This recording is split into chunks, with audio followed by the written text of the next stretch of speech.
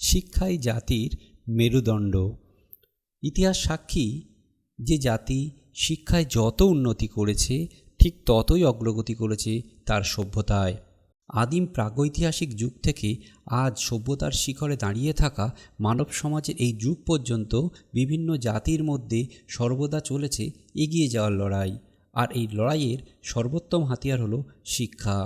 আগুনের আবিষ্কার থেকে বর্তমান দিনের রকেট সায়েন্স বা কৃত্রিম বুদ্ধিমত্তা পর্যন্ত এই দীর্ঘ যাত্রাতে শিক্ষার অনেক পরিবর্তন হয়েছে, হতেই হবে, কারণ শিক্ষা সর্বদা পরিবর্তনশীল।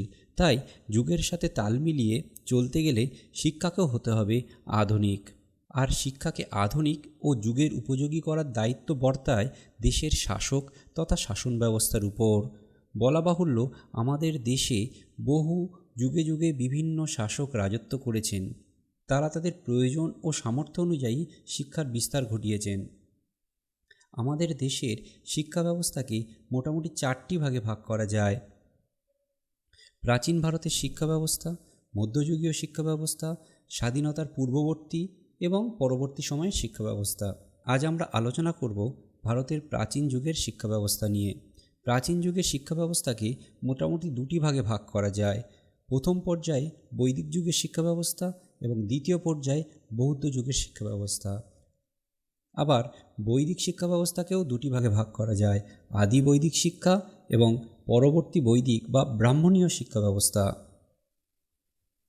আর্য সভ্যতার যুগে প্রবর্তিত এবং আনুমানিক খ্রিস্টপূর্ব 2000 বছর থেকে খ্রিস্টপূর্ব 3000 বছর পর্যন্ত প্রাচীন ভারতের বেদ নির্ভর শিক্ষা ব্যবস্থাকে বলা হয় বৈদিক শিক্ষা।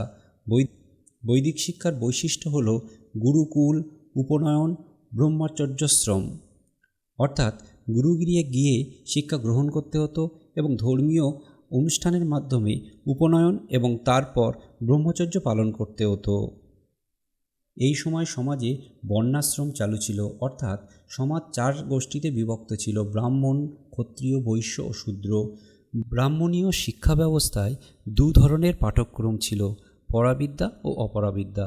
ব্রাহ্মণরা পরাবিদ্যা লাভ করতেন। তাদের পাঠক্রম ছিল বেদ, বেদাঙ্গ, দর্শন, গল্প, ছন্দ, জ্যোতিষ, পুরাণ, ব্রহ্মবিদ্যা, নক্ষত্রবিদ্যা, সংহিতা ও উপনিষদ। ক্ষত্রিয় ও বৈশ্যরা পাঠ করতেন অপরাবিদ্যা, অর্থাৎ বাস্তবের সঙ্গে সম্পর্কিত বিদ্যাই হল অপরাবিদ্যা। ক্ষত্রিয়রা যে পাঠক্রম অধ্যয়ন করতেন তা হল রাজনীতি, অর্থবিদ্যা, যুদ্ধবিদ্যা, অস্ত্রবিদ্যা, দ্বন্দ্বনীতি, চিকিৎসাশাস্ত্র ও নীতিশাস্ত্র। বৈশ্যরা যে বিষয়গুলি অধ্যয়ন করতেন সেগুলি হল পশুপালন, ব্যবসা বাণিজ্য, কৃষিবিদ্যা, বাণিজ্যশাস্ত্র ইত্যাদি। আর শূদ্রদের কোনো শিক্ষারই অধিকার ছিল না। উপরের এই 3 শ্রেণীর মানুষদের সেবা করাই ছিল তাদের জীবনে চূড়ান্ত লক্ষ্য। 5 বছর বয়স থেকে সাধারণত শিশুর শিক্ষা শুরু হতো, তবে প্রাথমিক শিক্ষার দায়িত্ব ছিল পরিবারের উপর। উপনয়ন হল ব্রাহ্মণ্য শিক্ষার প্রবেশের ধর্মীয় অনুষ্ঠান। এই সময় শিক্ষার্থীরা গুরুগৃহে বা গুরুকুলে যেতেন। গুরুকুলগুলি হল ব্রাহ্মণ্য শিক্ষার বিদ্যালয়। শিক্ষক মন্ত্রের মাধ্যমে তার ছাত্রের দ্বিতীয় জন্ম দান করতেন। এজন্য শিক্ষার্থীদের বলা হতো দ্বিজ। ব্রাহ্মণদের 8 বছর, ক্ষত্রিয়দের 11 বছর এবং বৈশ্যদের 12 বছর বয়সে উপনয়ন হতো। এই সময় শিক্ষার্থীরা সংযম ও গুরু এবং দেবতার সংস্পর্শে আসতেন। ব্রহ্মচর্য পালনের ক্ষেত্রে কঠিন নিয়ম ছিল। যেহেতু সমাজে চতুরাশ্রম চালু ছিল, অর্থাৎ ব্রহ্মচর্য, গারস্থ, বানপ্রস্থ ও সন্ন্যাস, তার মধ্যে ব্রহ্মচর্য ছিল প্রাতিষ্ঠানিক শিক্ষার কাল। উপনয়নের পর থেকে সমগ্র শিক্ষার কাল পর্যন্ত শিক্ষার্থীকে গুরুগৃহে থাকতে হতো এবং এই সময় তার অত্যন্ত কঠোর নিয়ম পালন করতে হতো। গুরুর ঘুম থেকে ওঠার আগে শিষ্যকে ঘুম থেকে উঠতে হতো এবং গুরু ঘুমাতে যাওয়ার পরই শিষ্য ঘুমাতে যেতে পারত। সকালে ঘুম থেকে ওঠার পর স্নান আহ্নিক সেরে গুরু সেবায় রত থাকতে হতো। গুরুগৃহে যজ্ঞের আগুন যাতে নিভে না যায় সেজন্য সমাধি বা যজ্ঞের কাঠ শিষ্যকেই সংগ্রহ করতে হতো। শিষ্যকে সর্বদা সংযত ও ইন্দ্রিয় শোক থেকে বিরত থাকতে হতো।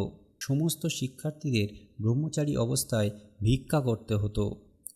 প্রতি বছর 4 মাস থেকে 5.5 মাস সময় পর্যন্ত শিক্ষার্থীদের শিক্ষাকার্য চলত।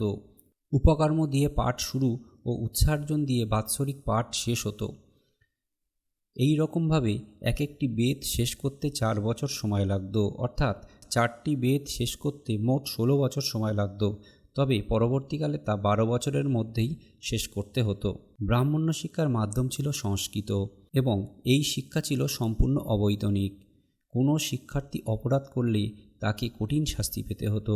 এই শিক্ষা ব্যবস্থায় গুরু শিষ্যের সম্পর্ক ছিল অতি পবিত্র, মধুর, অনেকটা পিতা পুত্রের মতো। ব্রাহ্মণ্য শিক্ষা ব্যবস্থায় আধুনিক শিক্ষার মতো কোনো পরীক্ষা ব্যবস্থা ছিল না। বিতর্ক, আলোচনা সভা ইত্যাদির মাধ্যমে শিক্ষার্থীর যোগ্যতা নির্ণয় করা হতো। ব্রাহ্মণ্য শিক্ষা ব্যবস্থা যে ধর্মীয় অনুষ্ঠানের মাধ্যমে পরিসমাপ্তি হতো তা হলো সমাবর্তন। নিয়ম, নম্রতা, কর্তব্য, নিষ্ঠা, বিচার বুদ্ধি সম্পন্ন ব্যক্তিত্ব কামনা করে গুরু তার শিষ্যকে আশীর্বাদ করতেন। সমাবর্তন অনুষ্ঠান ছিল যথেষ্ট জাঁকজমকপূর্ণ। স্নান করে, নতুন বস্ত্র পরিধান করে, গলায় মালা পরে, রথে বা হাতির পিঠে চড়ে বিদ্যার্থীরা উপস্থিত হতেন সমাবর্তন অনুষ্ঠানে। এই সময় গুরু তাকে স্নাতক হিসাবে ঘোষণা করতেন। সুতরাং ব্রাহ্মণ্য শিক্ষা ব্যবস্থা ছিল ধর্মকেন্দ্রিক, যাগযজ্ঞ নির্ভর ও তপোবন কেন্দ্রিক শিক্ষা। বর্তমানে ব্রাহ্মণ্য শিক্ষা ব্যবস্থার প্রতিফলন দেখতে পাওয়া যায় রবীন্দ্রনাথের প্রতিষ্ঠিত শান্তিনিকেতনে।